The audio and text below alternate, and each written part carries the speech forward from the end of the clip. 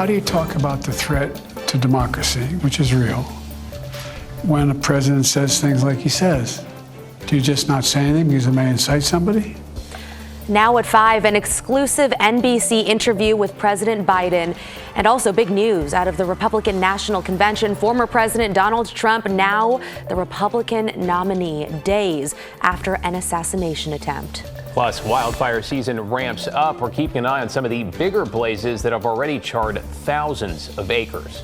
And a local mom paralyzed but grateful to be alive after a terrifying crash.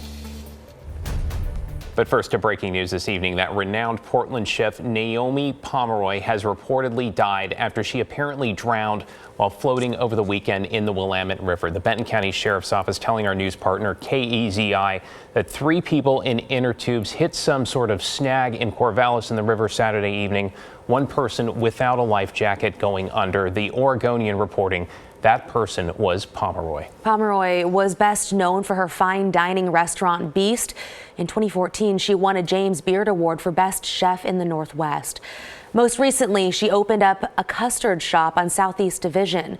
During the pandemic, she worked closely with Congressman Earl Blumenauer to get federal dollars to save restaurants. Blumenauer released a statement saying, "What a loss."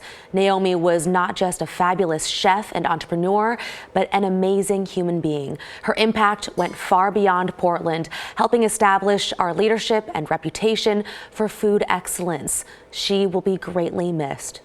We are working to talk to more people about Pomeroy and Pomeroy's death. We'll have that for you tonight on the news at 11.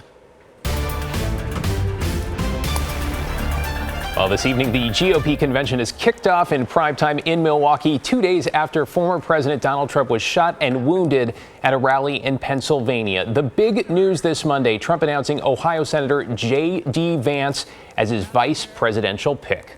Thanks for joining us. I'm David Molko. And I'm Christine Pitawanich. Donald Trump was also officially named as the Republican nominee for president this afternoon. Here's NBC's Alice Barr in Milwaukee. A Republican National Convention like no other, kicking off under the shadow of the attempted assassination of former President Trump and the spotlight of the political world. All of its 40 votes for President Donald J. Trump. The roll call of states officially naming Donald J. Trump as the Republican nominee for president.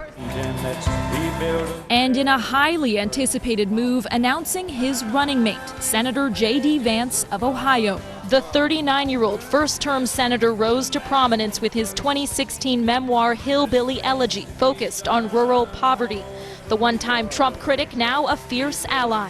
The celebratory traditions in Milwaukee coming just 2 days after the raw horror of a nationally witnessed assassination attempt in Pennsylvania. Supporters sending prayers from Milwaukee. It may have made us more resolved. Energized Republicans further buoyed by a federal judge in Florida dismissing the classified documents case against the former president. The Trump-appointed judge not ruling on the merits of the case, but citing technical grounds. The Justice Department is expected to appeal while it's focused now on the attempted assassination. The FBI investigating how the 20-year-old shooter was able to climb onto a roof 150 yards from former President Trump and fire multiple shots, hitting him in the ear. Jason Isha was there. Thousands of people started running, sprinting, screaming, crying. He and his wife now hoping heated political rhetoric will tone down.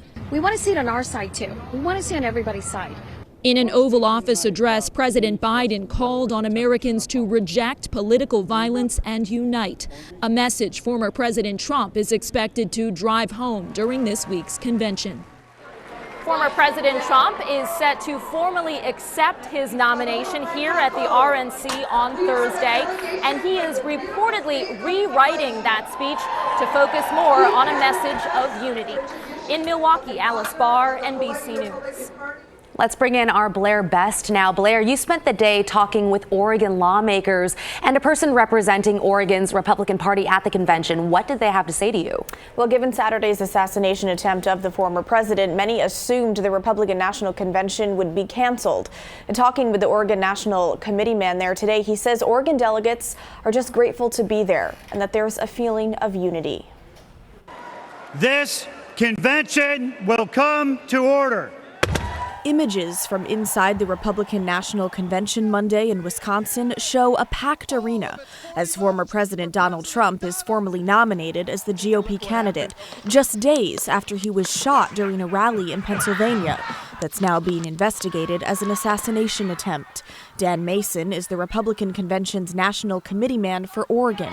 We talked over the phone Monday afternoon. Because we're all kind of going through this weird experience of seeing a former president who's the nominee of our party nearly get assassinated on Saturday. And it's obviously a traumatic historical event. In the wake of Saturday's shooting, which left one man dead and injured others, at first, Mason says safety was a concern for some Oregon delegates heading into the convention. We're 100% safe. I mean, you have to go through a lot of security measures before you can even get into the actual complex. Mason among the delegates flying to Milwaukee when they learned of Saturday's attack. The guy looked like a freaking Avenger standing up with the flag in the background. And I mean, probably superhuman, unreal, wild to see, and totally typical Trump. But it is definitely not the initial mood and tone that we would have thought, a week ago. That shift felt back in Oregon as Republican lawmakers try to make sense of what's come of this election cycle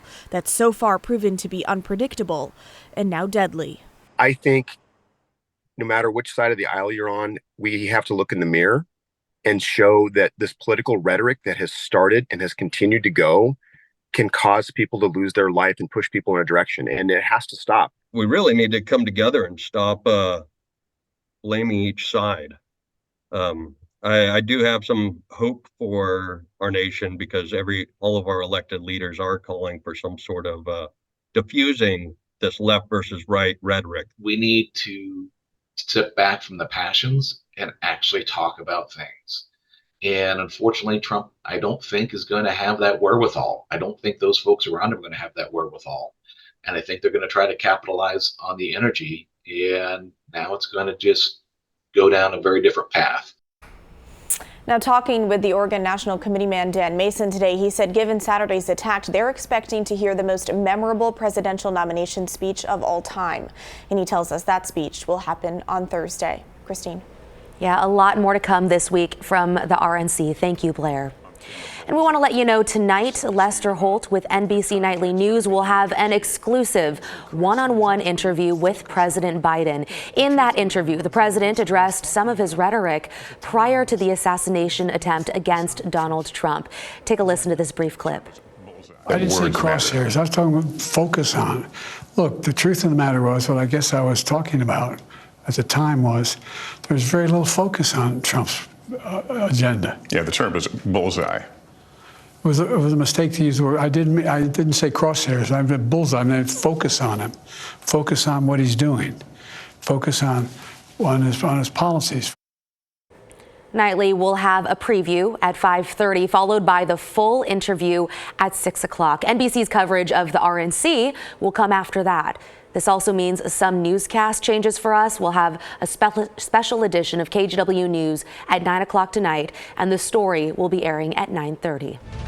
Meanwhile, we are tracking several wildfires burning in Oregon this evening, including the Larch Creek fire. It sparked early last week in Wasco County and has forced the evacuations of nearly 1,000 homes. The fire burning south of Dufur has charred some 18,000 acres and at this stage is about 11% contained. Nearly 1,000 personnel are involved in fighting the blaze, including 71 engines and 11 helicopters. By the way, it's far from the only blaze. In eastern Oregon, the Cow Valley wildfire burning in Malheur County is currently the largest in the state at 130,000 acres burned. Then there's the Lone Rock fire in Gillum County, just east of Wasco County. It's quickly grown to more than 51,000 acres. Evacuation orders are in place in some spots there. And finally, Oregon's Emergency Conflagration Act is in effect for the Falls Fire. This one is burning in the Malheur National Forest, forcing evacuations in both Grant and Harney counties. The fire was first spotted last Wednesday and has since burned at least 64,000 acres. To Washington County now, where the sheriff's office says a father died while he was trying to keep his child afloat in the Tualatin River. Investigators say on Sunday, 42-year-old Jeremiah Baldwin went under and did not resurface. People nearby helped rescue the child. Later, crews found Baldwin's body. They say he was not wearing a life jacket.